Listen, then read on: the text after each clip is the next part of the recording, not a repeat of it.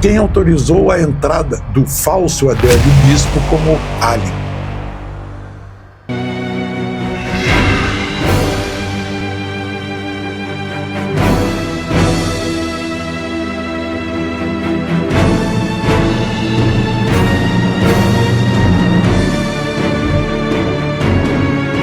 Senhora Michele, por favor, seja bem-vinda. Hoje eu realizo o sonho de sentar nesta poltrona.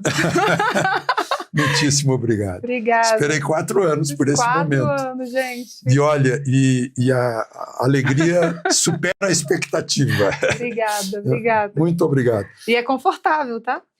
Muito bom.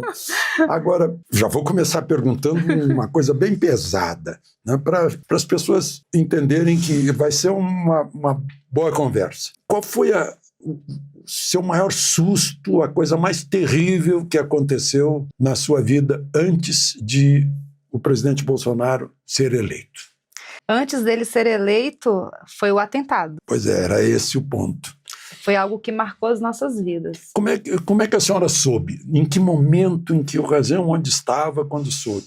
Eu estava trabalhando, colocando janelas de Libras, acessibilidade nos vídeos dele de campanha, e recebi uma ligação de um funcionário falando que ele tinha sofrido apenas um corte, né, e que já estava tudo ok, já tinha ido para o hospital, já tinha levado os pontos. E depois o Flávio me liga falando que realmente tinha sido algo mais grave. Depois os jornais começaram a noticiar que tinha tido perfuração de órgãos e que realmente ele corria risco de morte. E eu fui correndo para casa. Eu me lembro que no caminho eu liguei para uma tia. Casa lá na Barra. Na Barra da Tijuca. No caminho eu lembro que liguei para uma tia aqui em Brasília, pedindo para ela, para a gente poder tirar uma passagem, para ela poder chegar logo cedo no outro dia, para eu estar com ele. E fui de carro para Minas Gerais.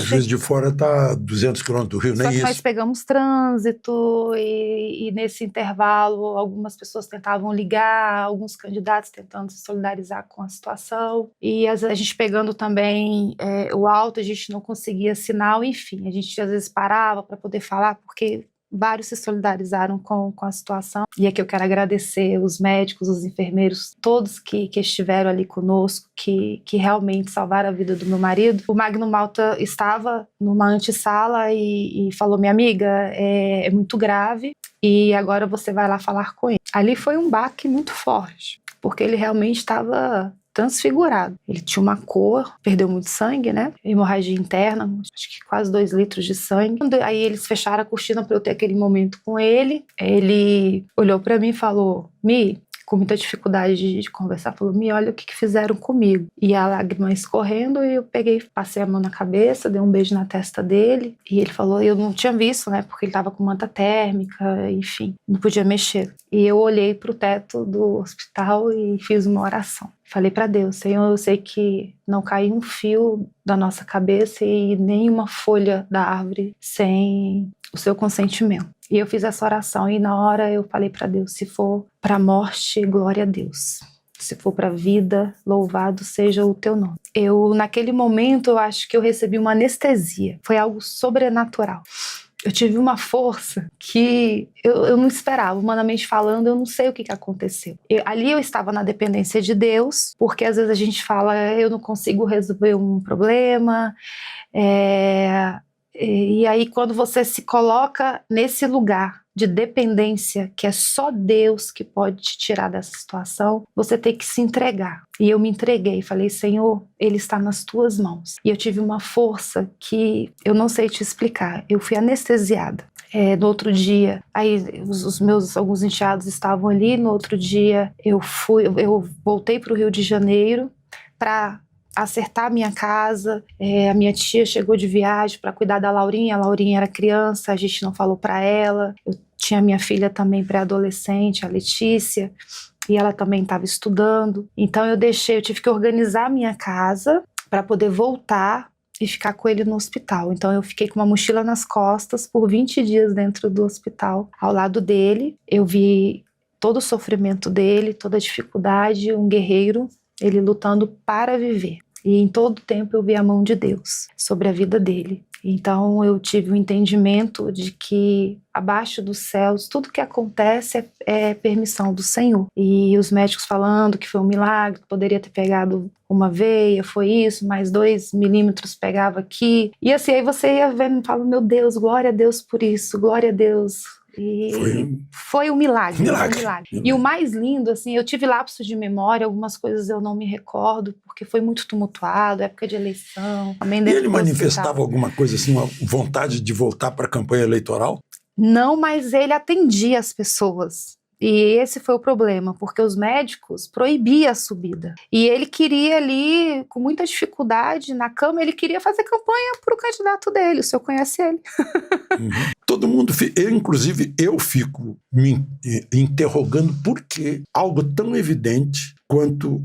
Bom, o Adélio Bispo foi preso lá em flagrante. Foi preso. Né? E naquele dia, 6 de setembro, estava o nome dele como se estivesse visitando um gabinete de deputado na Câmara dos Exatamente. Deputados. E o senhor sabe... A senhora já trabalhou na Câmara dos Deputados. Como é possível que não se identifique quem autorizou a entrada do falso Adélio Bispo como álibi? Mas tem.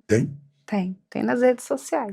Ele visitou um gabinete. É um gabinete de algum deputado que foi embora, renunciou e depois voltou? Sim. Então é o mesmo que eu imagino ser. Que gosta de cuspir.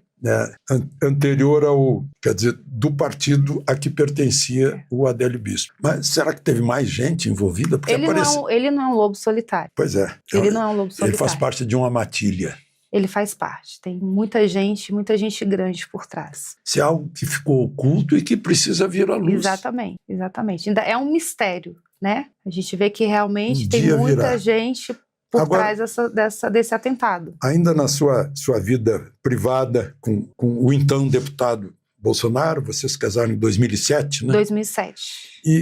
E a senhora já fazia essa obra social que passou a fazer como primeira-dama. Quer dizer, não é uma novidade de primeira-dama. Fui muito atacada como primeira-dama. Uma caixa. Eu nunca fui caixa, também não tenho nada contra. Meu sonho era até ser a patinadora ali, né? Que resolvia os problemas dos caixas. Mas eu fui muito atacada porque eu não tenho nível superior. Eu terminei o meu 2º grau. Mas fez um curso de sommelier, entende de vinho. Pela ABS, Associação Brasileira de Sommeliers.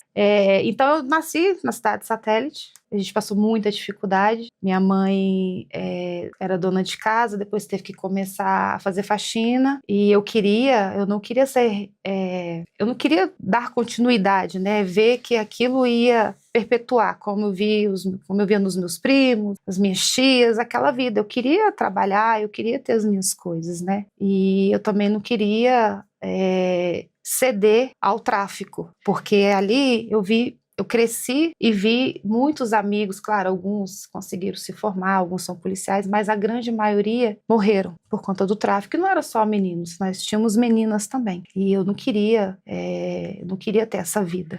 Ou seja, a futura primeira-dama descobriu, já conhecia uma realidade triste desse país. Triste.